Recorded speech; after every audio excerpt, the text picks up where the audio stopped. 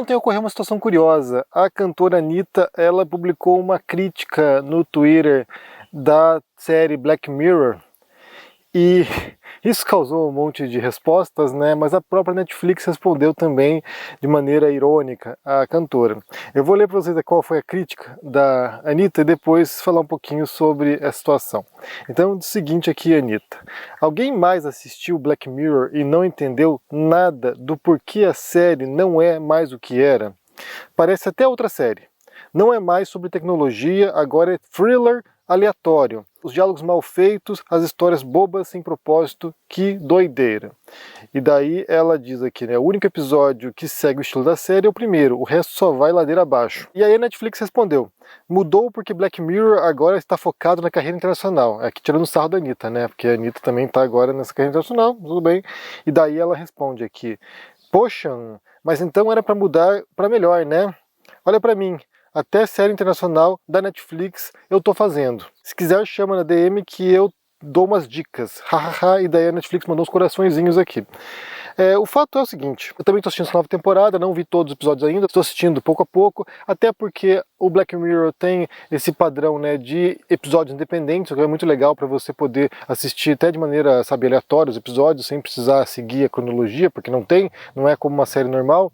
Então, nesse sentido aí, dá para você assistir, digerir, tentar compreender qual é a ideia, porque para mim é uma das séries mais inventivas disponíveis por aí. Então, assim, a série traz vários questionamentos sobre o uso da tecnologia, mas principalmente, acho que é o tema central aqui que vai ajudar a compreender esses novos episódios do Black Mirror, tem a ver com o uso de telas. Tanto que Black Mirror, né, seria o espelho negro, ou seja, a tela da televisão, a tela do celular, a tela do computador, esse espelho negro que reflete a nossa vida. Então praticamente todos os episódios do Black Mirror têm a ver com telas, tem a ver com o uso das telas, tem a ver com celulares, tem a ver com tipos de tecnologia relacionados a telas, e isso reflete o nosso mundo. Uma coisa importante que tem que pensar sobre ficção científica, e esse é um gênero que eu gosto muito, inclusive já escrevi ficção científica, tem a ver que, geralmente, as obras de ficção científica, elas não são sobre o futuro.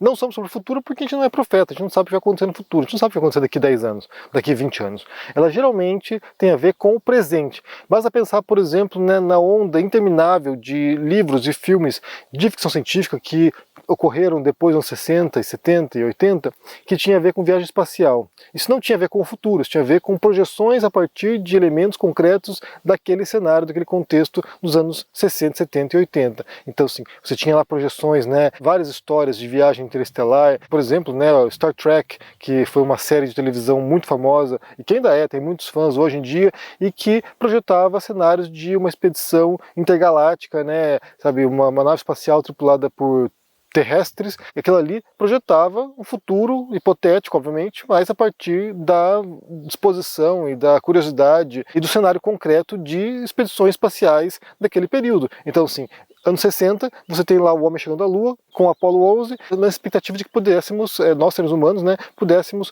povoar, colonizar e explorar outros planetas, outros satélites, outras galáxias, né. Então, nesse sentido, eram histórias sobre aquele momento particular. E aí, o que a gente observa dos anos 80 em diante, 90, por aí, tem a ver com o uso dos computadores, né. Então, por exemplo, o estilo cyberpunk surge nesse momento, anos 80 e 90, e aí você tem toda essa preocupação com os hackers, com o mundo digital, com, sabe, como a gente vai usar essa tecnologia para o bem ou para o mal. E surge uma série de filmes sobre computadores tomando consciência. Inclusive, é a preocupação nesse momento. Eu acho que a gente vai ver muitos filmes, muitas histórias sobre inteligência artificial, porque é o tema de agora, né? Muita gente prevê o fim da humanidade por causa da inteligência artificial. A gente tem que esperar ainda, como eu falei, é muito cedo para a gente poder projetar para o futuro e saber o que vai acontecer daqui 5, 10 anos, mas há um receio tremendo de que as profissões sejam dizimadas. A gente falou sobre isso recentemente, né? O modo como isso pode mudar drasticamente a nossa relação com o trabalho, com a sociedade, com produção intelectual, com produção cultural, com produção de filmes. Inclusive, no primeiro episódio dessa nova temporada, é o tema trazido, né? Como uma máquina, um computador quântico,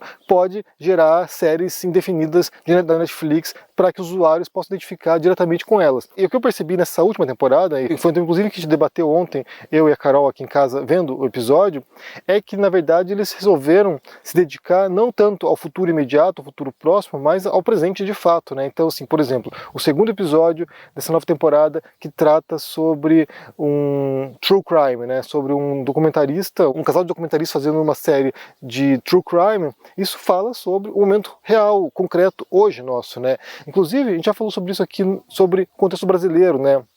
Como a onda de extrema-direita, em parte, ela tem muitos mecanismos que foram, sabe, responsáveis ou contribuíram para esse cenário no Brasil, mas também tem a ver com o medo constante causado por programas policiais no Brasil, né? Por exemplo, esses programas que passam o dia inteiro aí, que mostram massacres, que mostram assassinatos, que mostram a polícia, sabe, executando, fazendo chacina, bandido bom, bandido morto, como esses programas policiais, eles instigaram o espírito de vingança nas pessoas, de modo que é necessário executar criminosos, instigou um medo perpétuo nas pessoas de que o Brasil é violento, e de fato é violento, não estou negando isso aqui, mas de que é um país violento e de que só posições duras, rigorosas, violentas podem resolver esse tipo de situação. E aí isso vai, sabe, estimulando essa sensação de impunidade, de que um líder forte seria capaz de deter isso. Então, assim, não dá para menosprezar que uma figura como Bolsonaro, depois se elegendo, vindo com uma retórica dessa, né, de bandido bom, bandido morto, tem a ver com esse espírito que foi cultivado ao longo de muitas décadas.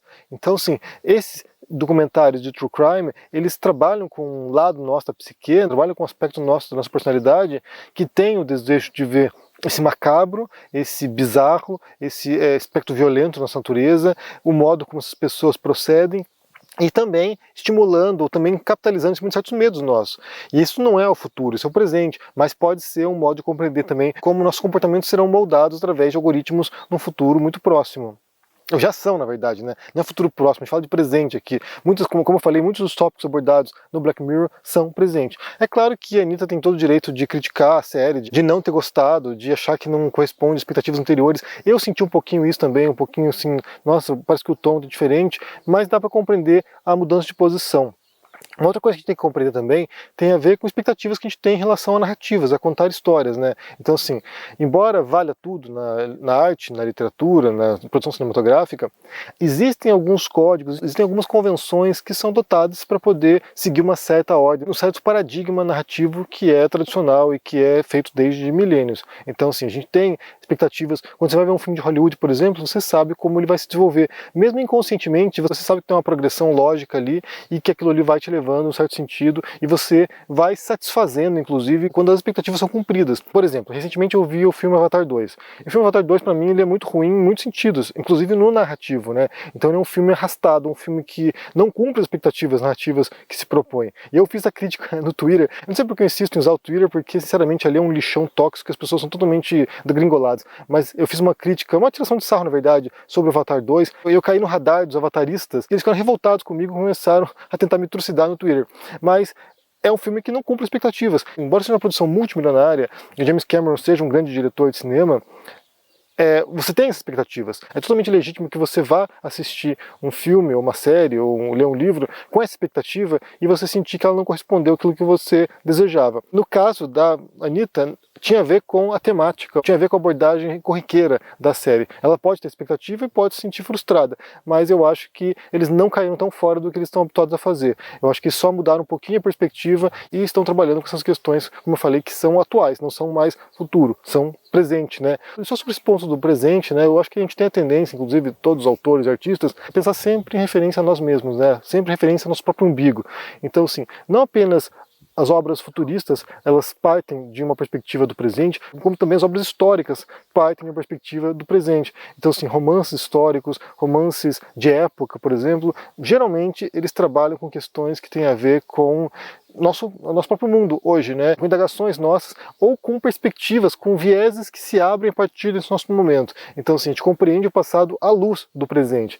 O que não deixa de ser um anacronismo muitas vezes, é necessário fazer um esforço tremendo para você sair desse ponto, né? Desse ponto fixo que é a nossa própria realidade, mas muitas dessas obras são assim. Inclusive, só voltando para o Avatar, também tem a ver com isso, né? Se você for perceber, por exemplo, o drama dos personagens ali no filme, são dramas de uma família de classe média branca norte-americana, em grande medida. Então, assim, o James Cameron quer fazer uma coisa sobre um outro planeta, uma outra civilização, uma outra espécie de ser vivo, né, alienígena, e no final das contas os dramas são os mesmos da classe média suburbana norte-americana de 2023. Mas só ressalto que quem não acompanha a série Black Mirror vale assistir os episódios mais antigos, traz questões muito fundamentais sobre o que nós somos, são muitos temas interessantes, sobre várias questões, sobre relacionamentos, sobre sociedade, sobre política inclusive, né, sobre uso também da manipulação digital, da tecnologia, do algoritmo para a política, a criação de percepção das pessoas sobre temas importantes. Então vale conferir, porque ele tem muitos pontos para reflexão, vale você rever inclusive episódios antigos, porque falam de questões atuais, políticas. Eu discordo nessa questão aí da Anitta, eu acho que essa nova temporada tem alguns elementos bem interessantes a serem compreendidos também, e que cumprem o papel que se propõe. Talvez sejam um pouquinho arrastadas, narrativas um pouquinho bagunçadinhas, mas no final das contas as histórias são boas e bem interessantes. Bem, eu quero saber se vocês estão vendo essa nova temporada de Black Mirror, como é que vocês estão lidando com esses novos episódios, vocês estão gostando ou não, vocês concordam com a Anitta ou não, digam no comentário aqui embaixo. Se você gosta de ficção científica, qual é o filme ou livro que você recomenda, deixe também aqui embaixo para poder conferir também. Deixe o joinha, se inscreva nesse canal, se torne um membro ou apoiador para dar uma força, e só lembrando que nesse momento está disponível meu livro novo com Caroline Arcari, chamado Olga Descobre a Democracia. É um livro infantil que ensina conceitos políticos para crianças. Logo, logo eu volto para casa, eu tô meio que semi de férias aqui, então tá bem legal gravar aqui em ambiente externo, mas logo eu volto para casa, apesar das abelhas que estão me atacando aqui. Um abração para você e tchau. E aí, meus amigos e amigas do canal do Henry Bugalho, eu sou Eduardo Moreira e tenho um convite especial para fazer para vocês. No dia 27 de junho, uma terça-feira, às 8 horas da noite, no horário de Brasília, um dos maiores intelectuais do mundo, Domênico de Masi, que escreveu O Ócio Criativo e vários outros livros sobre essa questão do trabalho, vai dar uma aula gratuita aqui no ICL e a gente ao vivo vai debater com especialistas esse tema junto com vocês. Para vocês se inscreverem é muito simples, só clicar no link aqui em cima ou aqui embaixo e gratuitamente, em poucos segundos, vocês vão estar inscritos. A gente conta com vocês nessa aula e também com a sua ajuda para divulgar para todo mundo que essa aula vai acontecer. Até lá!